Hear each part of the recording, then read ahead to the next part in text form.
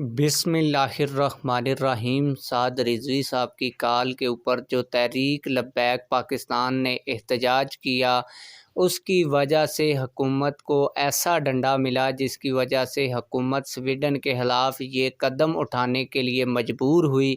آج کی اس ویڈیو میں آپ لوگوں کو بتاؤں گا کہ تحریک لبیک پاکستان نے حکومت کے اوپر کس طرح دباؤ ڈالا اور سویڈن کی حکومت کے خلاف پاکستان کی حکومت جو اس وقت پی ڈی ایم کی حکومت ہے، اس نے سویڈن کے خلاف کیا اقدامات کیے، آج کی اس ویڈیو میں آپ لوگوں کو بتاؤں گا۔ لیکن ویڈیو شروع کرنے سے پہلے آپ لوگوں سے ایک چھوٹی سی ریکویسٹ ہے، اگر آپ نے ابھی تک ہمارے اس چینل کو سبسکرائب نہیں کیا ہوا تو چینل کو لازمی سے سبسکرائب کر لیں تاکہ آنے والی نئی ویڈیوز آپ لوگوں کو بر وقت ملتی رہیں۔ آپ لوگوں کو بتاتا چلوں کہ اس دفعہ عید کے موقع پر قرآن پاک کو سویڈن کے اندر جلایا گیا۔ اس طرح کا ایک واقعہ سویڈن کے اندر پہلے بھی پیش آ چکا ہے، اس پر بھی تحریک لبیک پاکستان نے احتجاج کیا تھا، لیکن اس احتجاج سے حکومت کے اوپر جوں تک نہیں رینگی تھی۔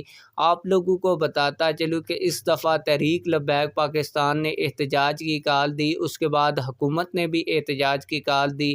نہ صرف حکومت نے احتجاج کی کال دی بلکہ پی ٹی آئی نے بھی احتجاج کی کال دی۔ آپ لوگوں کو بتاتا چلوں کہ حافظ سعد رضوی صاحب نے جس دن احتجاج کیا، اس کے بعد حافظ سعد رضوی صاحب نے دوسرے احتجاج کا اعلان کیا اور کہا کہ اتوار کے دن ہم سڑکوں پر بیٹھ کر قرآن پاک کی تلاوت کریں گے، اور یہ منفرد قسم کا احتجاج تھا۔ اس احتجاج کے بعد حکومت کو یہ سمجھ آ گئی کہ لوگ قرآن کے لیے کھڑے ہو چکے ہیں، تو پھر حکومت نے یہ فیصلہ کیا کہ ہم اس معاملے کو یو این کی اسمبلی کے اندر اٹھائیں گے اور قرارداد پاس کروائیں گے۔